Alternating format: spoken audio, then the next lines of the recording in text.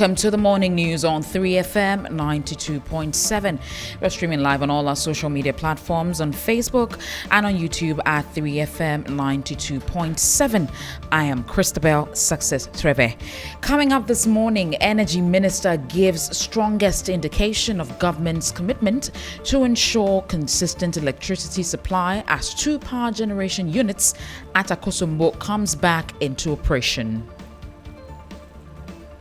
To all those affected by this situation, I wish to assure you that I deeply empathize with you and I share your frustration and discomfort in this trying moment. We never anticipated this. We never saw it coming. We've never witnessed it. It's challenging, but we would rise above this challenge. Also, Ashanti Region ECG workers demand the immediate reversal of transfers of 2 senior managers, describing the decision as politically motivated rather than performance-based. Plus, if you attack us, we will give you a good response. That is the caution from the Ghana Armed Forces, warning the public to desist from attacking military personnel when on duty. That nobody should take the law into its hands. And nobody should attack we, the military personnel, or any civilian we are escorting. If they do, we will give them a good response. We've got all of these and a whole lot more for you. Please stay with us.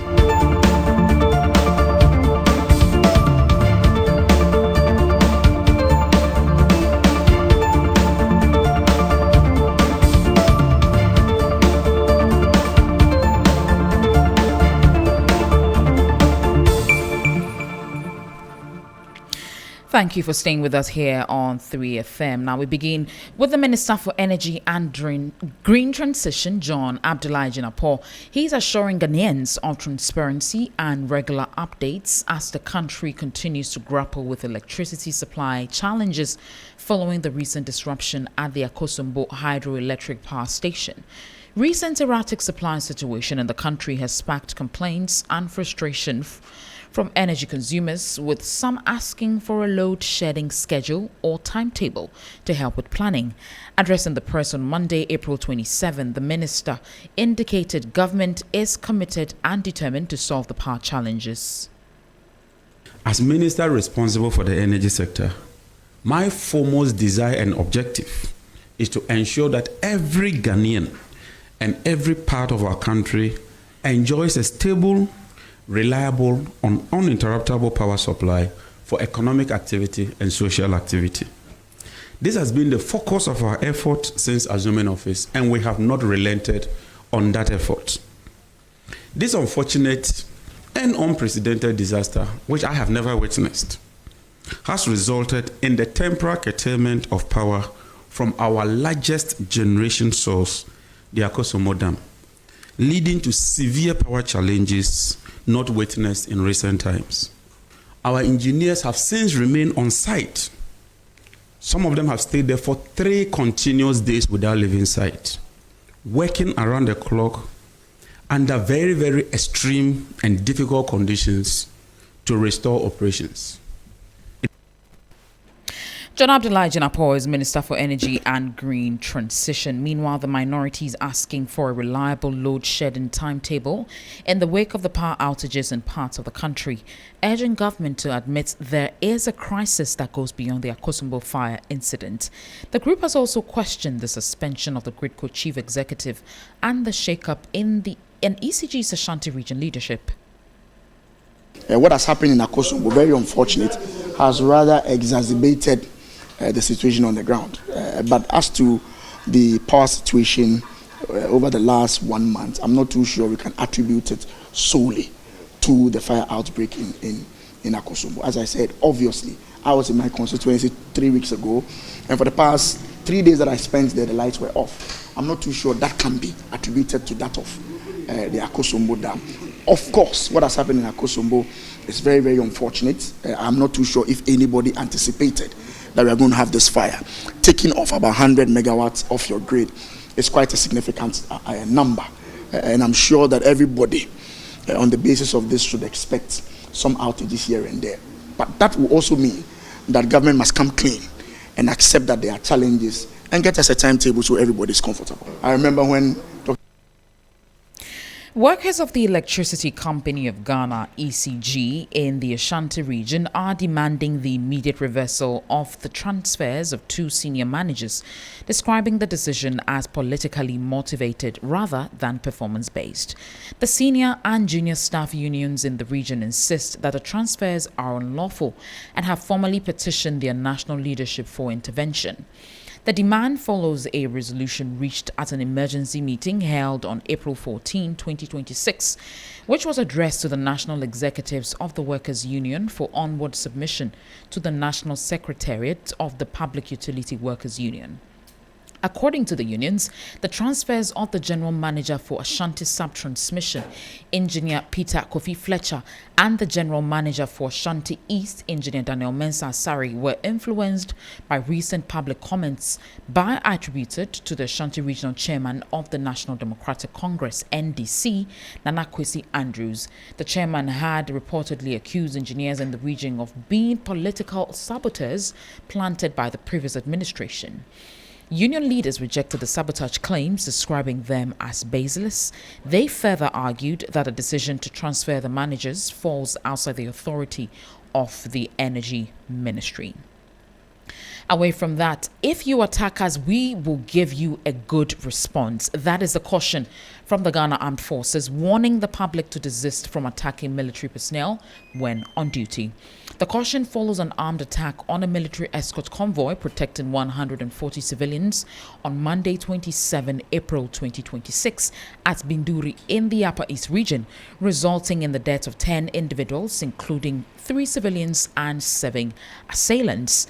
Acting Director General of the Department of Public Relations of the Ghana Armed Forces, Naval Captain Veronica Ajo Ahen, narrates how this happened. We were escorting a total of 140 people, and then the convoy came under attack by some unknown assailants. They fired several times at the buses, leading to the death of some civilians and some injuries. Personnel quickly repelled and then neutralized the assailants, and 7 persons have lost their lives. Let me say that even after the initial incident, the injured were sent to Bazua camp, where some of our personnel are deployed for first aid before they were transported to the Boko Presbyterian Hospital. Whilst on the move, the assailants continued to pursue the convoy, and so soldiers needed to continue to neutralize. She has cautioned the public to desist from attacking military, while 21 suspects have been arrested and handed to the police for investigation. Let's move away from this particular story because President John Mahama will this week receive the report from the National Task Force for the establishment of an airline. The committee, after months of completing its work, will meet the president on its finding and recommendations as he expects to implement the strategies for the establishment of the national airline. President Mahama, in his first administration, engineered the construction of the Terminal 3 that has seen a total transformation of the country's main airport. But as the country readies to improve its aviation infrastructure, the president says a major development will occur in the quest to have a national airline. This week also, I'm meeting the task force I set up to work towards the re-establishment of our national airline.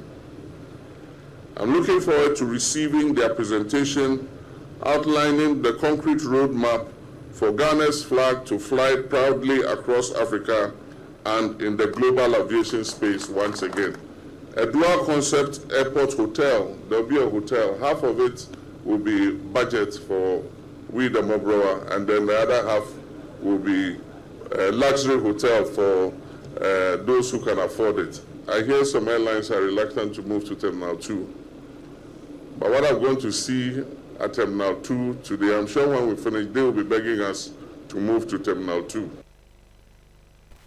Just before we go, Ghana's Cocoa Board's anti-cocoa smuggling unit is collaborating with local security agencies to crack down on cocoa smuggling. Investigations by the unit found that some individuals linked to licensed buying companies misused government support for local purchases to buy cheaper smuggled cocoa. During a recent enforcement operation in Doma East District, 3 individuals have been apprehended for smuggling over 100 bags of cocoa from Côte d'Ivoire. Addressing the media during an accounting to the people tour, Bono Regional Minister Joseph Adai Akwabua revealed the crackdown is key to prevent irregularities in the sector. And we received a lot of complaints from the farmers, and their complaints were that they have their cocoas being purchased by government, but they have not been paid any money, and that those cocoas that have been purchased, government is unable to pay them. But I know that government has released money to purchase cocoa from these cocoa farmers.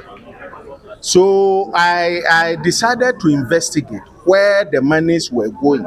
But we have found out that these monies were being used by some LBCs and some purchasing clerks to purchase cocoa from Côte d'Ivoire to Ghana, because Côte d'Ivoire, the price for Ivorian cocoa beans is very cheap. Well, you just heard there Bono Regional Minister Joseph Adai Akwabua ending the 6 a.m. news on 3FM 92.7. For more stories and updates, please check out our website 3news.com. I am Christabel Success Treve. Business is up next on Sunrise.